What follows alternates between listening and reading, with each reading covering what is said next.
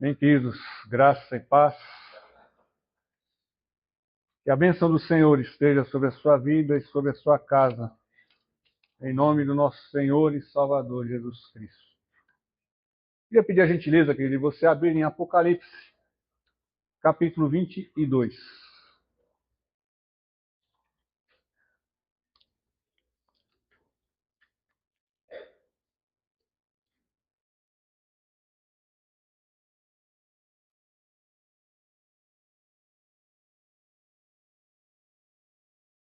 Esse será o texto base, que também é tema deste congresso. Embora o versículo do congresso tenha sido capítulo 3, verso 11, o Senhor decidiu por bem repetir a mesma expressão aqui nesse capítulo 22, versos 6 e 7.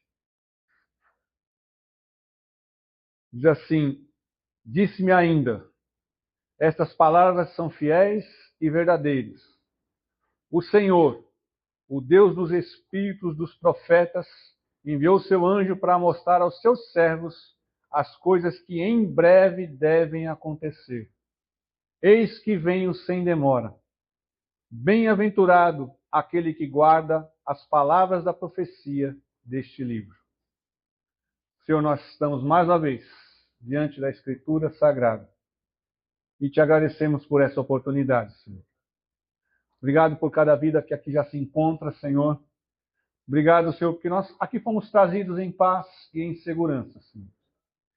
Senhor, já te louvamos, te engrandecemos, te exaltamos.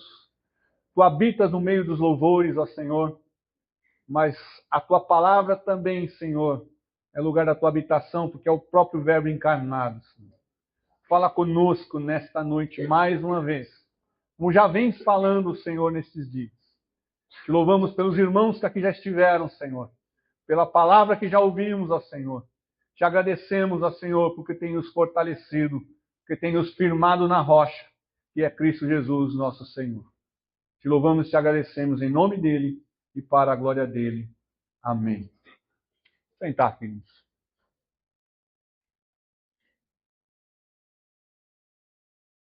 Como o Bruno colocou, ele tem misericórdia de mim, e aí ele me avisa com bastante antecedência, para que eu já vá orando e já vá buscando diante do Senhor. São meses, juntamente com os meus irmãos aqui, em oração por este momento. E eu, como disse pela manhã, estou muito feliz pelo que o Senhor tem realizado aqui nesses dias. Desde o primeiro dia com o pastor Abraão, não é? Ontem com o pastor Elcias, hoje pela manhã com o pastor Fred. O Senhor tem trazido palavra preciosa ao nosso coração. Tem nos firmado de uma maneira gloriosa. E me encanta como o Senhor trabalha, porque vocês vão ouvir hoje, tem um apanhado de tudo que nós já ouvimos, desde de sexta-feira. Está tudo condensado também aqui, neste processo que o Senhor vai trabalhar conosco neste momento, em nome do Senhor Jesus. Ouvimos, a minha oração tem sido que nós guardemos. Está aqui dito, logo no verso 7, nós nos voltaremos a ele posteriormente, mas ele diz aqui: eis que venho sem demora, bem-aventurado aquele que guarda as palavras da profecia desse livro. Que o Senhor encontre em nós aqueles que guardam a sua palavra no nosso coração.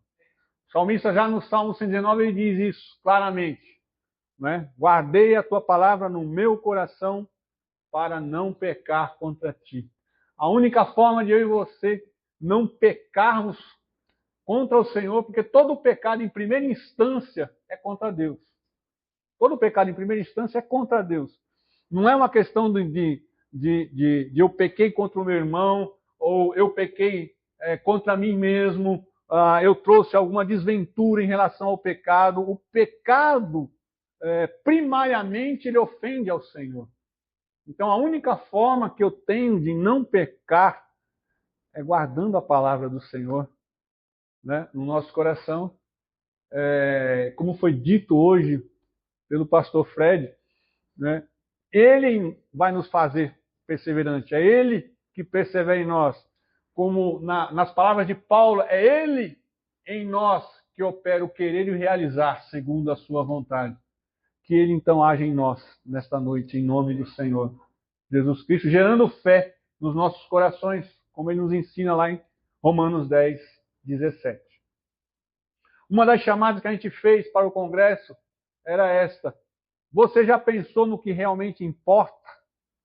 Essa foi uma das chamadas que a gente fez para o congresso. E eu quero trazer essa reflexão para nós nessa noite. O que é importante? O que verdadeiramente importa? Já ouvimos nesses últimos dias, desde sexta-feira, o que realmente importa. Mas eu quero colocar para vocês que só importa aquilo que nós temos ouvido desde sexta-feira para um tipo de pessoa. Né? Não é para todo mundo que importa o que nós temos ouvido aqui. Né? A verdadeira fé, queridos, na proposta que Paulo nos faz em Romanos 10, 17, ela é gerada, mas para que ela seja gerada, é preciso que eu me identifique com uma cosmovisão. Eu preciso me identificar com uma cosmovisão. O que é uma cosmovisão? É a maneira com que eu enxergo o mundo e como eu me relaciono com esse mundo que eu enxergo. Isso é uma cosmovisão. Né? Como eu me relaciono com esse mundo. Como é que eu vejo o mundo? Não é para todo mundo que aquilo que nós temos ouvido importa.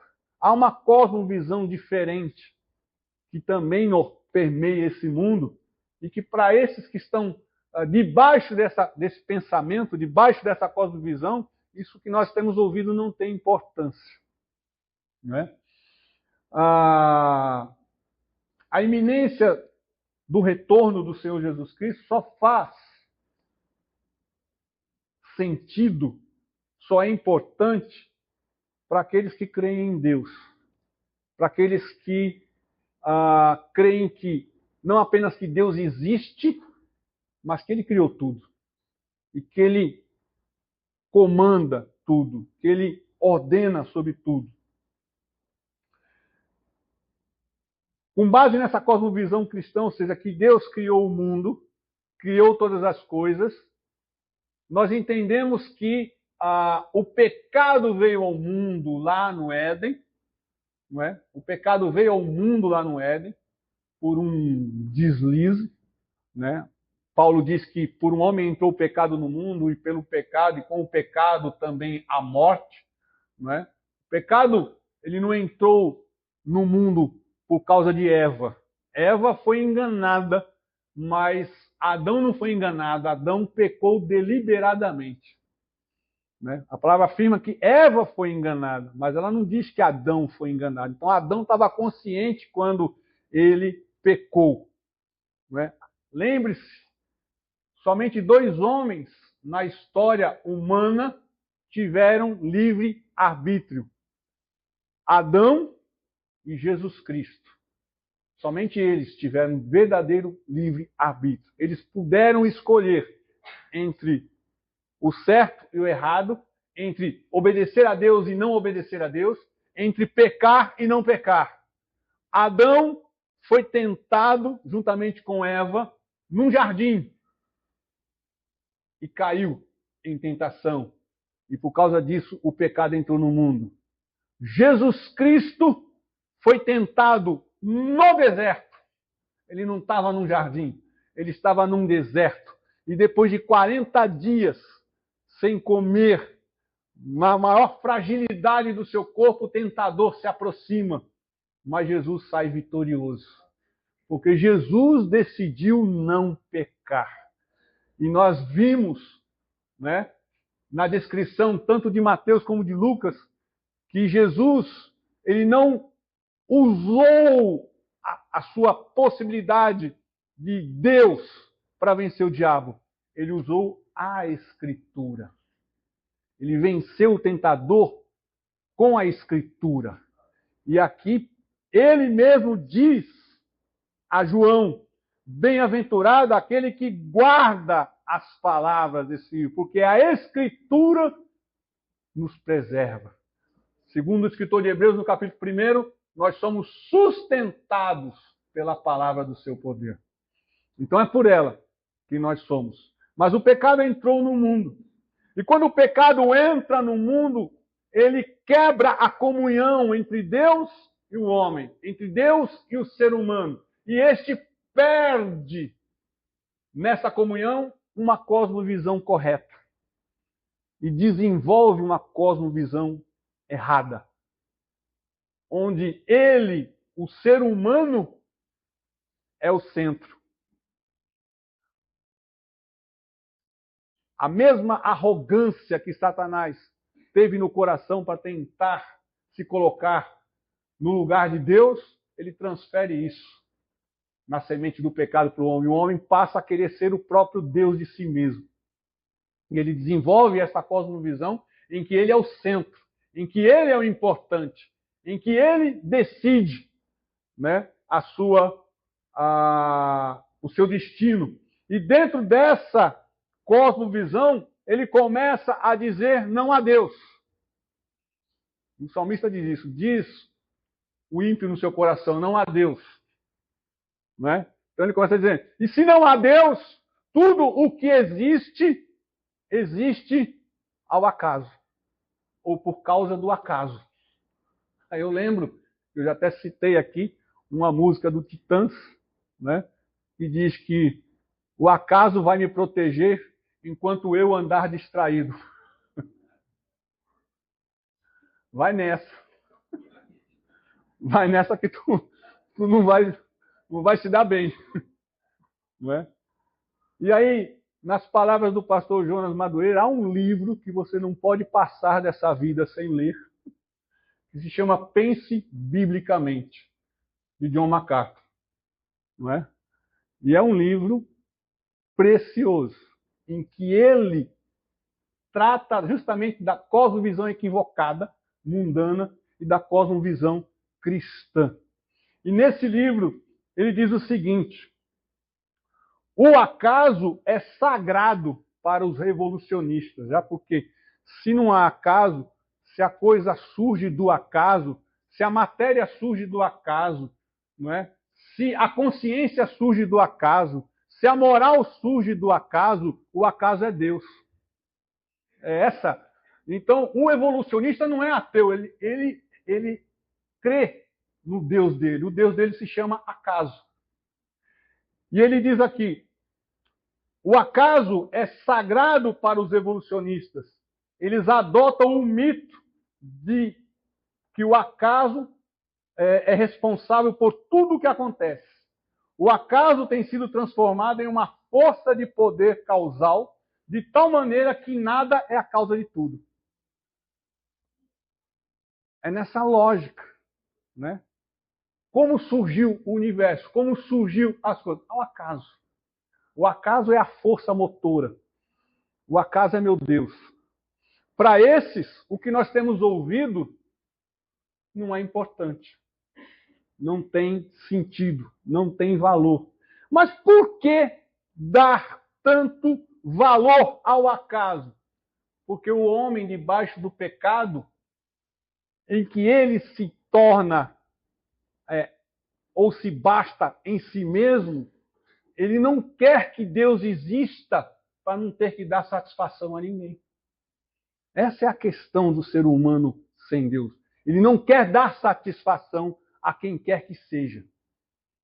Então, o mesmo John MacArthur, ele diz o seguinte: as pessoas querem estar confortáveis em seu pecado. E não há como fazer isso sem eliminar Deus. Liberte-se de Deus e acabará com todo o temor das consequências do pecado. Então, a lógica de quem não acredita em Deus, ou que ele comanda, domina, que cria, que estabelece, que coordena todas as coisas, é que se ele existe, eu tenho que dar satisfação. Mas se eu penso que ele não existe, eu não preciso dar satisfação, eu posso fazer o que eu bem entender. Nós vivemos numa sociedade em que as pessoas acham que o que eles falam traz a existência. É essa a questão da arrogância do ser humano. O único que traz a existência o que não existe pela palavra é Deus. Mas o ser humano acha que ele pode trazer existência. Então, por exemplo, ele nega a biologia. Então, eu não aceito a biologia. Não é? A biologia me fez um macho, mas eu não aceito o que a biologia me fez. Então, eu sou o que eu penso que sou. E tem mais.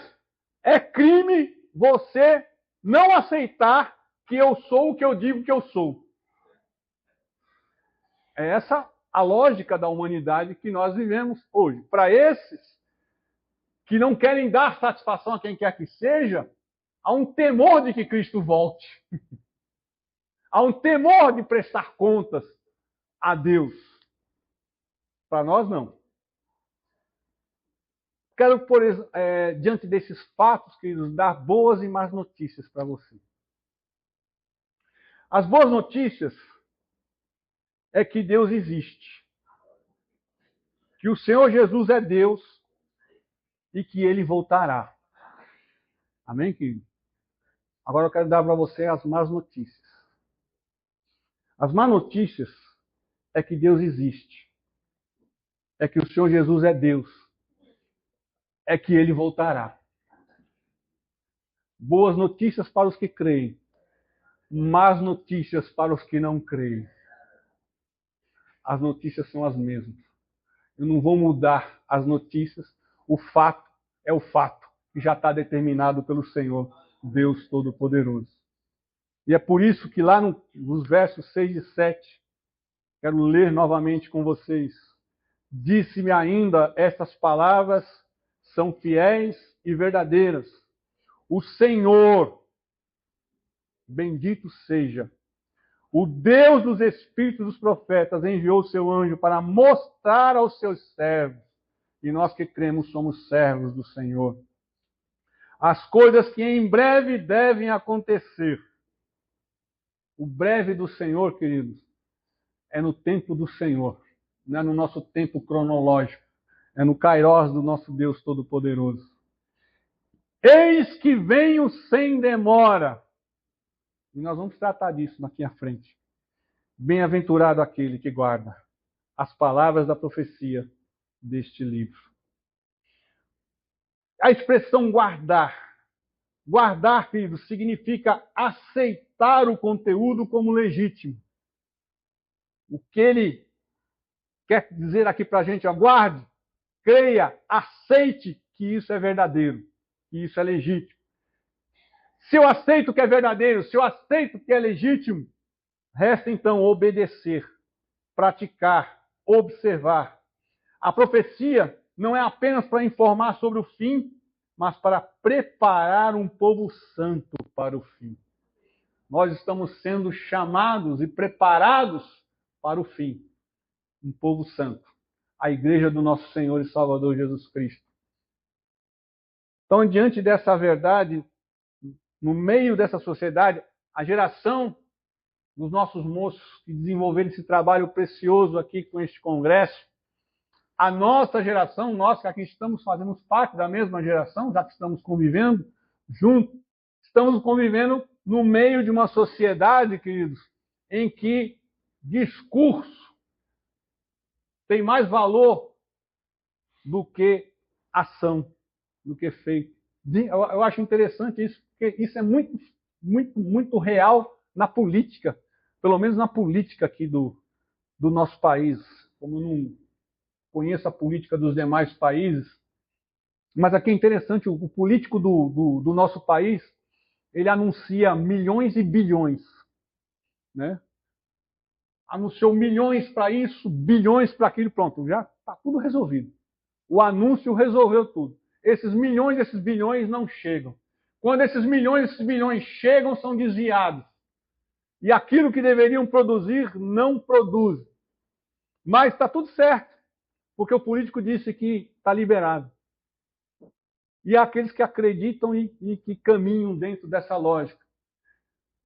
Então eu vivo numa sociedade em que as palavras são mais importantes do que as atitudes, do que as ações.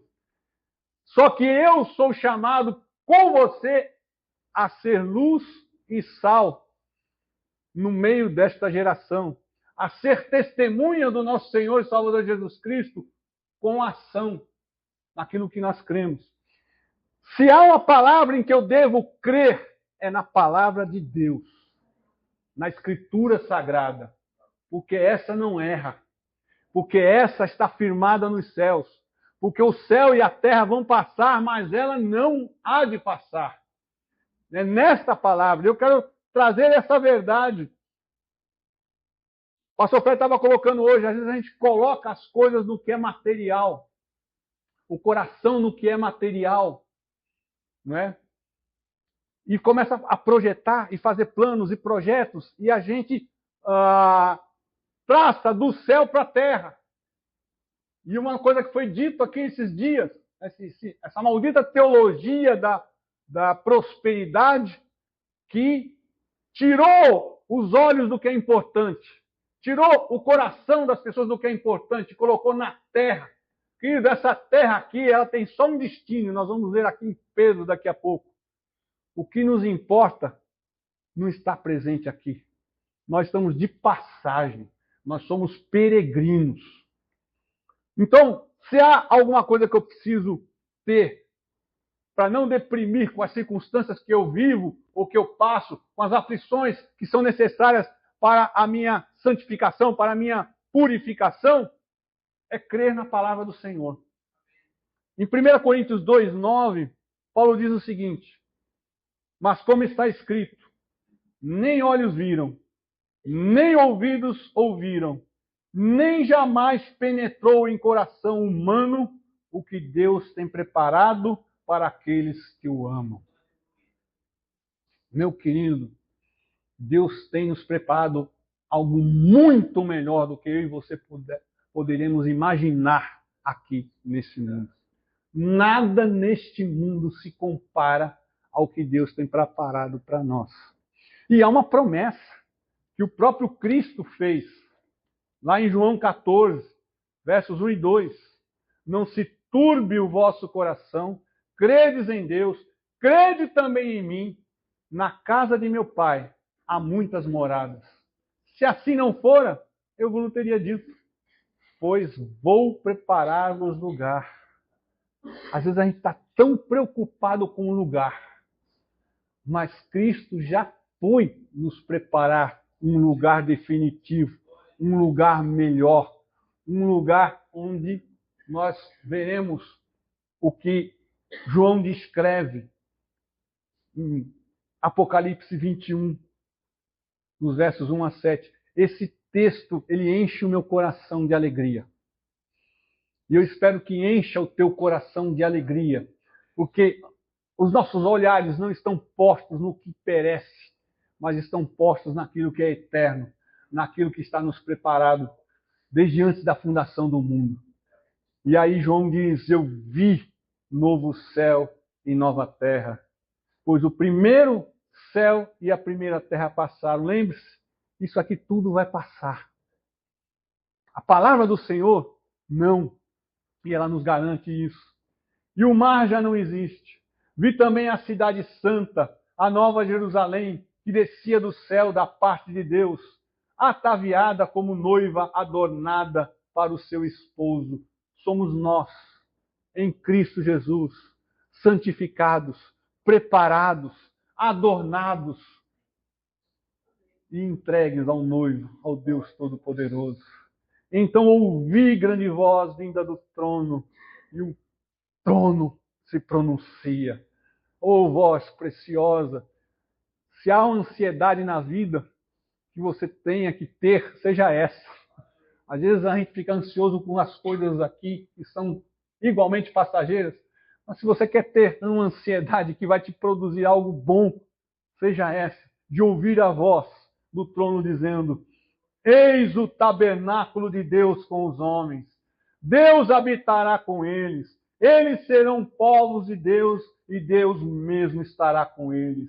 E lhes enxugará dos olhos toda lágrima e a morte já não existirá. Já não haverá luto, nem pranto, nem dor, porque as primeiras coisas passaram.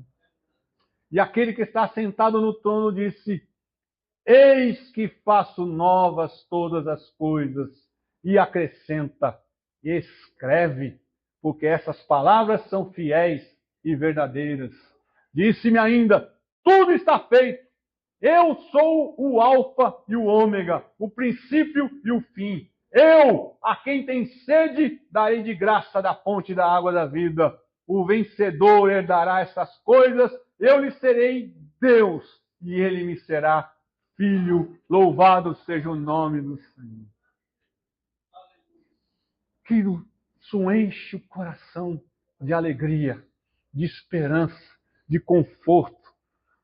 É saber que Deus tem nos preparado algo que nós não sonhamos, porque não subiu, não sobe. Por mais que eu tente imaginar isso. Você imagine o privilégio que João teve de ver o que ele viu para poder transmitir para nós, mas mesmo assim ele ainda confuso com tantas coisas, precisou de tanto esclarecimento. Já Paulo foi levado ao céu, olhou coisas tremendas. Não lhe foi dado o direito de transmitir aquilo que ele viu, mas aquilo que ele viu o sustentou numa vida tão sofrida. Porque nem eu nem você aqui jamais passaremos pelo que Paulo passou, até a morte martirizada. E ele disse a Timóteo: terminei a carreira, combati o bom combate e guardei a fé. É essa esperança que precisa estar presente no nosso coração. Essa é a perspectiva correta que nós temos ouvido aqui desde sexta-feira. Não tardará. Para não colocarmos o coração em coisas equivocadas, em situações equivocadas. Mas saibamos, isso não significa, como também foi dito aqui nesses dias, não significa que nós seremos alienados. Não, nós viveremos aqui o tempo que o Senhor determinar para a nossa vida, mas com um propósito. O que eu louvo na nossa geração, na geração da mocidade desta casa, é que eles têm identidade, eles têm propósito. No meio da geração deles, uma geração de moços que nem sabe se são humanos. Quantos moços você tem por aí confusos que sequer sabe se são humanos, né? Eles acabam se identificando com bichos, que é o que nós vemos por aí. Ou outra coisa que foi dito aqui pelo pastor Abraão na sexta-feira, numa idade dessa, botando uma chupeta na boca. Virou moda agora, porque não tem identidade, porque não tem segurança, porque são confusos. Mas a geração que ouve a palavra do Senhor tem identidade.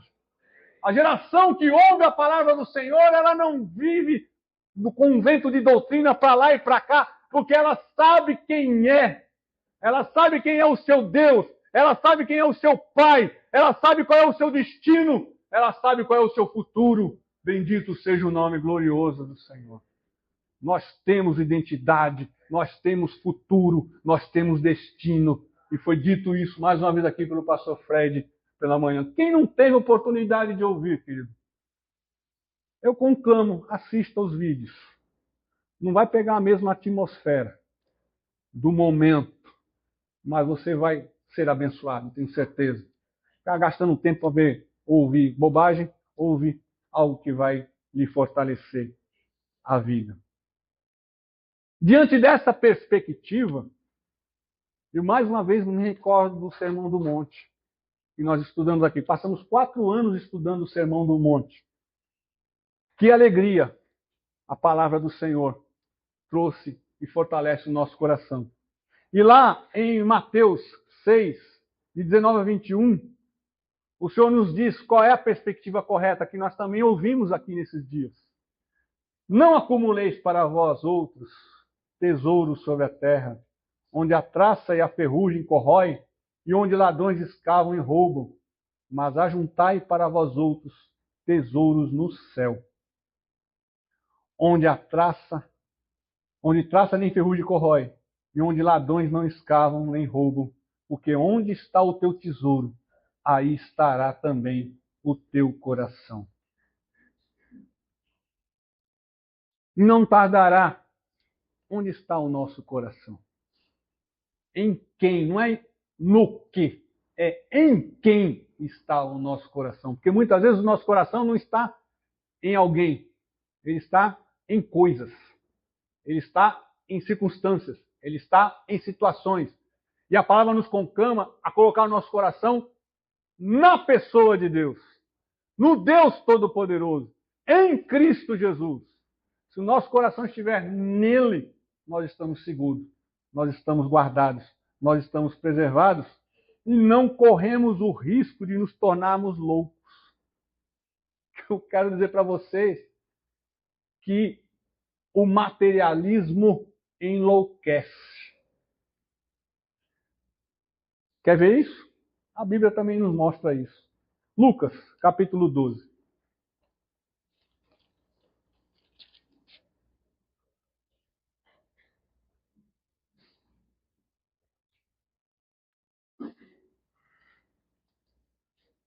Lucas, capítulo 12,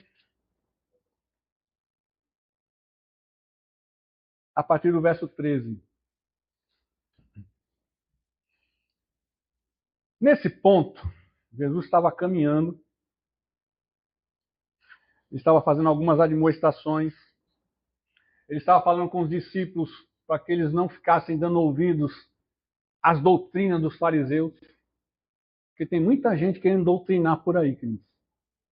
Todo tipo de vozes.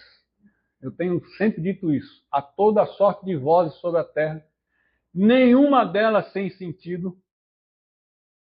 Por isso que nós devemos dar, com discernimento, ouvidos à voz correta. Por isso que Jesus Cristo diz que Ele é o bom pastor e que as suas ovelhas ouvem a sua voz, reconhecem a voz. Nem todo mundo que prega um evangelho diluído que é posto por aí é voz do Senhor. Então Jesus estava caminhando, ensinando, dizendo: tome cuidado com o que você ouve por aí.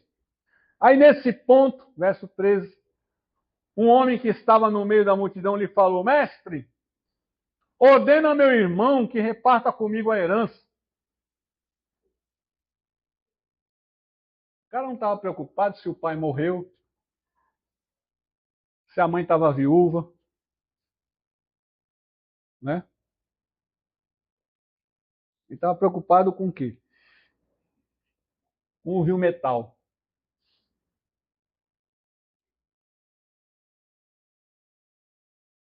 Provavelmente o irmão dele era o primogênito.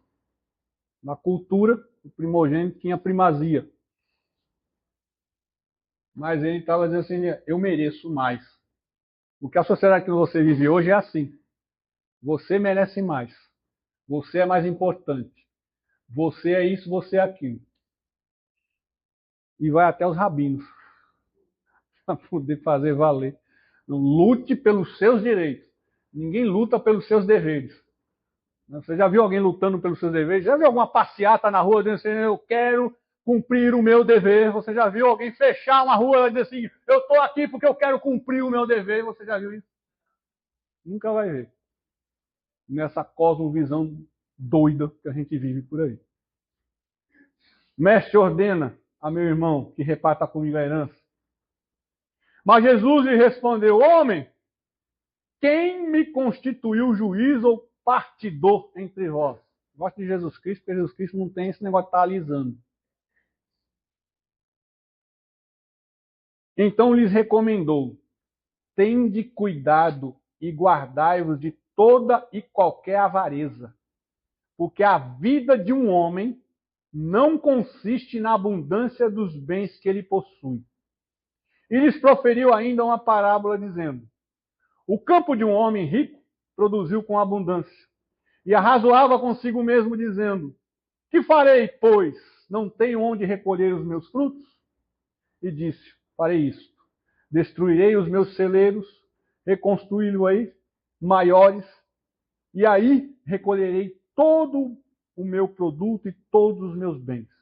Então direi à minha alma, tens em depósito muitos bens para muitos anos, descansa, come, bebe, regala-te. Mas Deus lhe disse, louco, esta noite te pedirão a tua alma, e o que tens preparado, para quem será? Assim é o que entesoura para si mesmo e não é rico para com Deus. Não tardará. E aquilo que ele tem preparado para nós, a traça, a ferrugem, não vai corroer, ninguém vai roubar. Como também foi dito aqui, né, por um dos pastores, e na pandemia alguém chegou para ele e disse, perdi toda a coisa. Eu falei, pois é, eu não perdi, eu não tinha.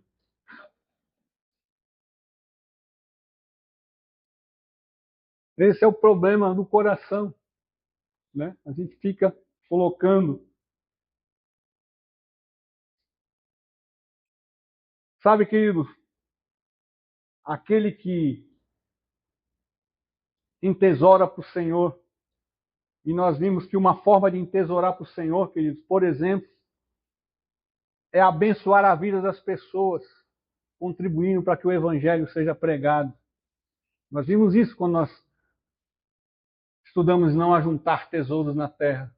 Então, quando nós ouvimos aqui, não é, o pedido de Neidinha para que a gente contribua com as missões ali em Guiné, para que aquelas crianças elas tenham não apenas o Evangelho, mas também tenham dignidade. Eu estou ajuntando um tesouro no céu. Quando o meu coração está colocado na obra do Senhor, eu sou rico para com o Senhor. E o Senhor abençoa, porque o Senhor cuida de nós. Nesse mesmo Mateus 6, ele diz, não andeis ansiosos por coisa alguma. Não é?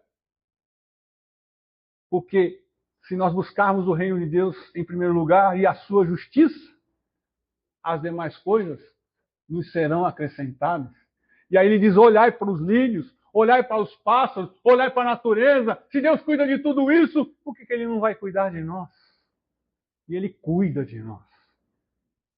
Nós não temos apenas algo, ou um lugar, ou alguém preparado para nós na eternidade, mas nós temos o cuidado desse Deus Todo-Poderoso aqui, durante a nossa caminhada, durante a nossa jornada. Mas aí, queridos, para aqueles que acreditam no acaso, Jesus vai voltar não, rapaz. Ó, eu estou ouvindo isso desde criancinha.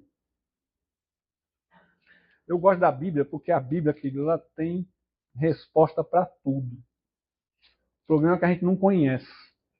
Mas quando a gente conhece, a Bíblia responde. Para esses, 2 Pedro, capítulo 3, a partir do verso 3.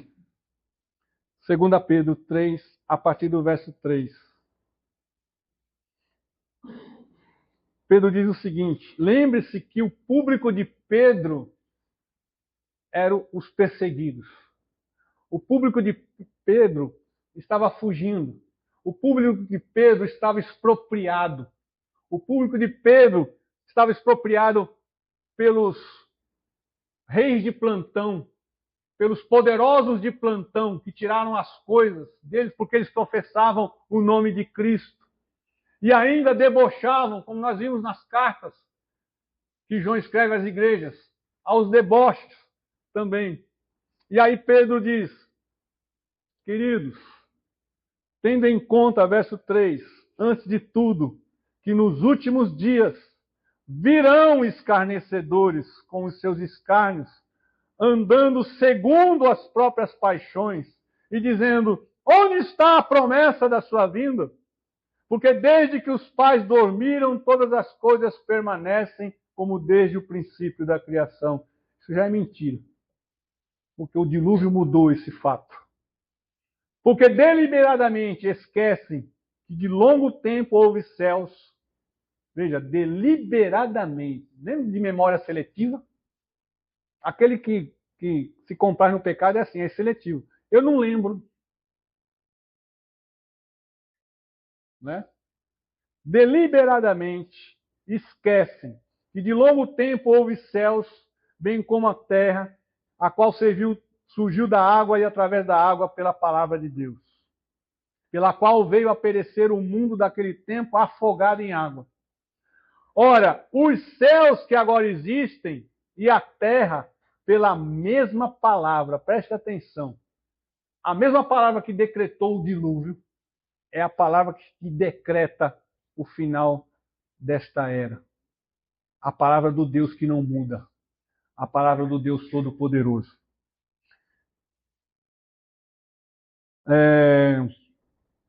Ora, os céus que agora existem e a terra, pela mesma palavra, têm sido entesourados para o fogo, estando reservados para o dia. Veja que o dia está maiúsculo, do juízo está maiúsculo, porque não tardará o juízo virá. E destruição dos homens ímpios. Há, todavia, uma coisa, amados, que não deveis esquecer, que para o Senhor um dia é como 1000 anos, e 1000 anos como um dia. Não retarda o Senhor a sua promessa, como alguns a julgam demorada. Pelo contrário, ele é longânimo para convosco, não querendo que nenhum pereça, senão que todos cheguem ao arrependimento. Virá, entretanto, como ladrão o dia do Senhor, no qual os céus passarão com estrepitoso estrondo, e os elementos se desfarão abrasados, também a terra e as obras que nela existem serão atingidas.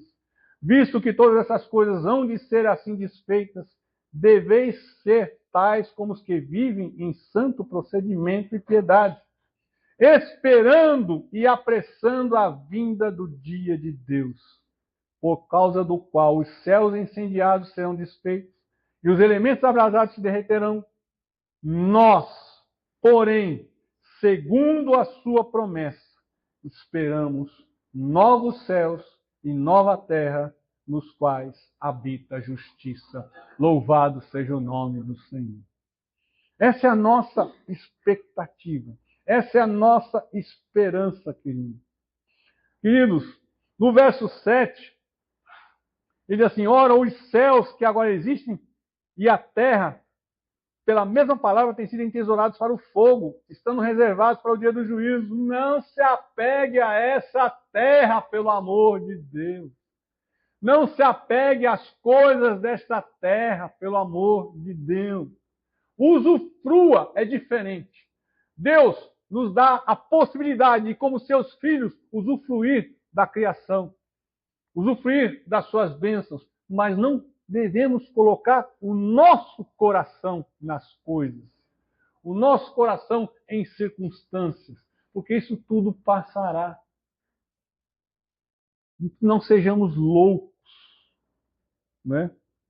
Porque nós precisamos esperar confiantes novos céus e nova terra. Não tardará, meus irmãos.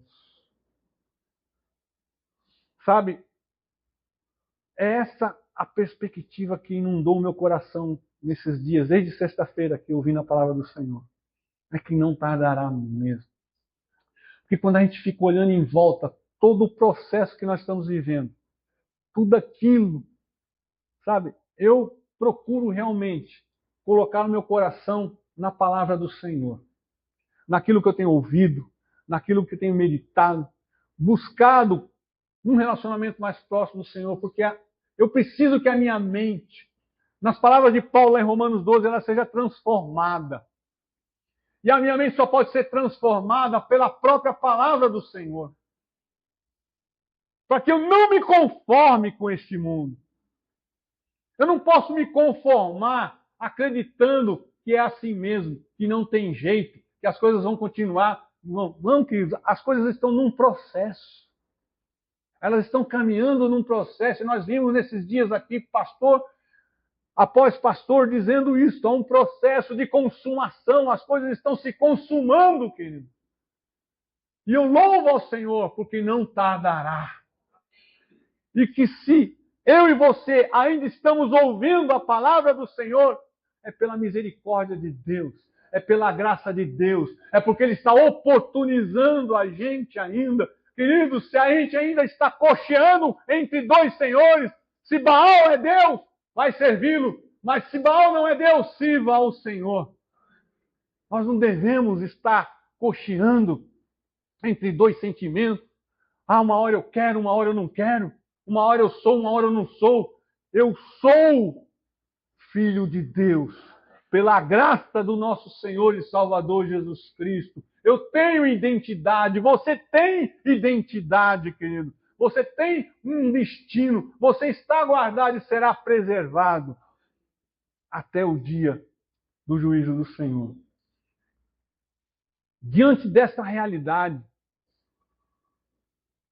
eu queria concluir com a doxologia de Paulo em Romanos 11, que também foi citada aqui nesses dias.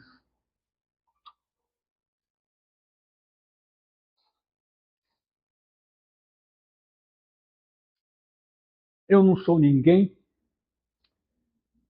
eu não tenho como definir nada, eu não decido nada, eu posso projetar, eu posso planejar, eu posso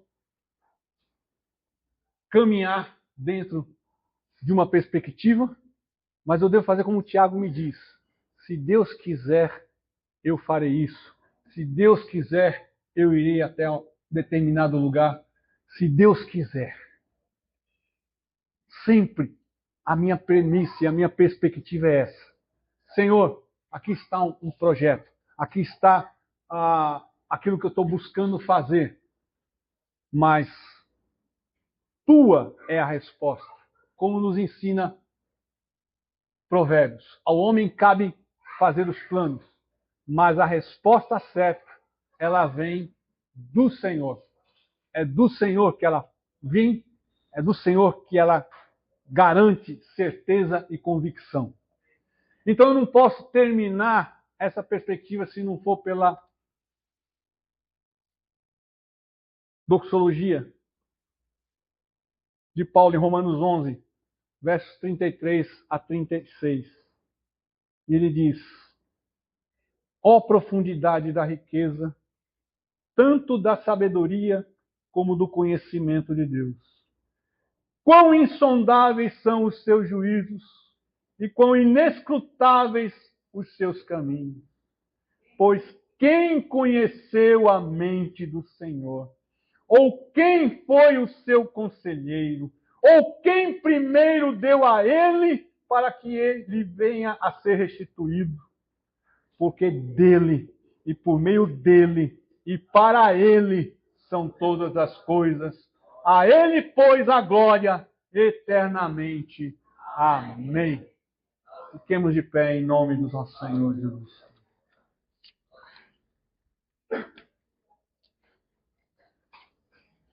Senhor, muito obrigado mais uma vez pela tua palavra.